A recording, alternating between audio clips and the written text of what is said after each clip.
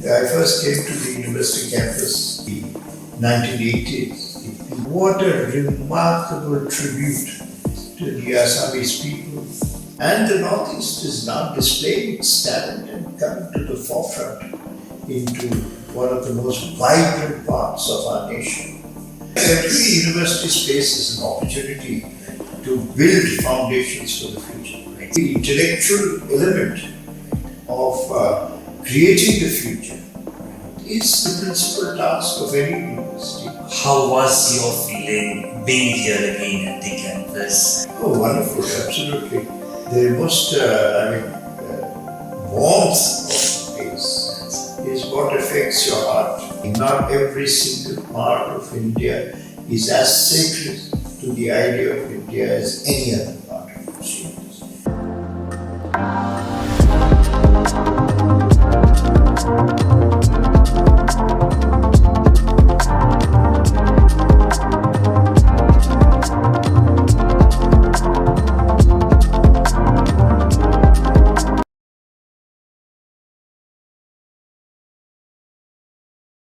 Hello and welcome to a brand new episode of Chai Chatters and Chapters.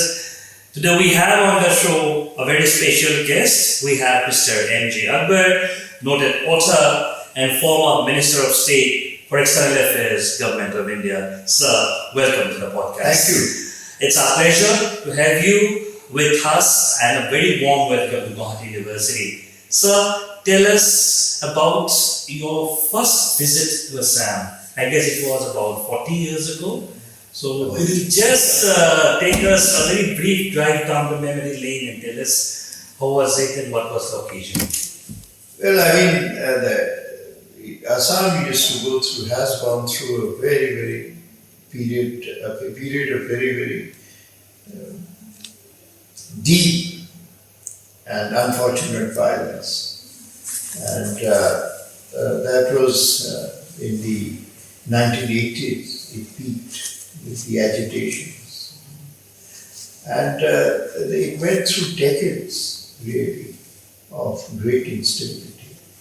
And I first came to the university campus during that time, in the 80s. And I find what a remarkable tribute to the Assamese people, to the various governments that have brought Assam back into the fold of peace and prosperity that are turning this region into one of the most vibrant parts of our nation. It is always such a pleasure to see young people from Assam and from the whole of the Northeast now getting jobs across the country and getting jobs because they are the best. Right. We live in an economy which rewards talent, and the Northeast is now displaying its talent and coming to the forefront of nation ability, nation activity, and supplementing its beautiful civilizational culture.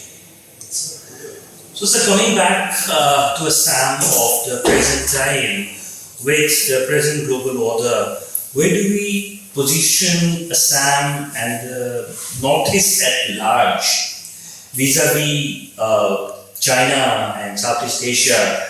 So, how do you see the strategic role, the geopolitical positioning of Assam and the Northeast at large vis-a-vis the rapidly changing world? I think the most important thing to remember is you must see the Northeast as part of India. Absolutely. That's yes. And I think it is an unchallengeable part of India. Absolutely. That message has been conveyed very strongly to China. And China may keep saying what it does, or keep pretending to, say that Arunachal is part of China and so on. But we made it very, very clear that it is a non-negotiable subject. Not every single part of India is as sacred to the idea of India as any other part of India. And you can see it visibly because the whole of the Northeast now has become part of the prosperity of the nation. It has become an indelible part of the voice of the nation. It has become an indelible or an immovable part of the leadership of the nation. And this is a remarkable tribute to the people and to the whole framework of Indian democracy, Indian unity, Indian equity. Right. And also, vis-a-vis the geographical positioning of Northeast India has been surrounded by countries. The arc of, as you talked about, having neighbors with not only, in terms of distance, proximity, not in terms of distance, but also in terms of outreach. So where do you see Northeast as being surrounded by different countries, and its borders always, kind of a set of flux with the neighboring countries? How do you see this dynamic working out in the coming years?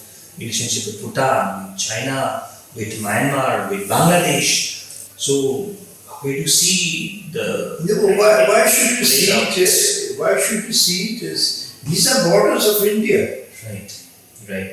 I mean, you don't have But to it's see been them exposed to I mean, they're happenings across the border. yes, but Bombay is in a direct line Right. of, across the sea Right. is Aden. Right. Okay, I mean, the war which is happening in the seas is a potential strategic threat to Bombay, to the western coast of India. I mean, the Pakistan's western coast, southern coast is in direct conflict zone. But you see that as part of India's commitment. Absolutely. And India's challenge, right? We must now understand that the Northeast is integral to the past, present, and future of India in every way, in peace as well as, God forbid, conflict. So Bihar has a border with China. Yes. UP has a border with, Bihar has a border with Nepal, I'm sorry. The UP has a border with Nepal. But these are all parts of India, right? Kashmir has a border with Pakistan. These are all parts of India. So then you consider what affects Northeast. Obviously, this is a given that what affects Northeast obviously is going to affect the whole of the country. So obviously the Northeast then is sort of, it's actually exposed to those currents, even though it will affect the whole country in terms of proximity. We have never had any aggressive intentions to any of our neighbors. To either, can Myanmar say that we have ever attacked Myanmar? We have never been aggressive. Yes, never been aggressive. Right. But even if any country thinks that they can get away with aggression or that they can get away with violating the integrity of our nation and with disturbing the peace of the Northeast, then they will feel the full force of Indian response. So then if we come straight to Guwahati University, being the oldest university of the Northeast region, where do you see Guwahati University as a very strategically important academic site, as a research site, where such dynamics that you also pointed out certain areas of research which could take place specifically in the university. Where do you envision the role of JU in this academic, rapidly shifting and changing ability? Every university space is an opportunity to build foundations for the future. Right, sir. I think Guwahati University, like one of the great universities of the country, must seize the task of building the future of the nation, of the region, and of the nation. Because if you build the future of the region, you ipso facto build the future of the nation. Right. And I think the intellectual element of creating the future is the principal task of any university. Guwahati University, with its extremely good track record and with the role that it has played, now must begin to define what may be called the quantum leap into the future, the intellectual leap into the future. And it would be best positioned to do so.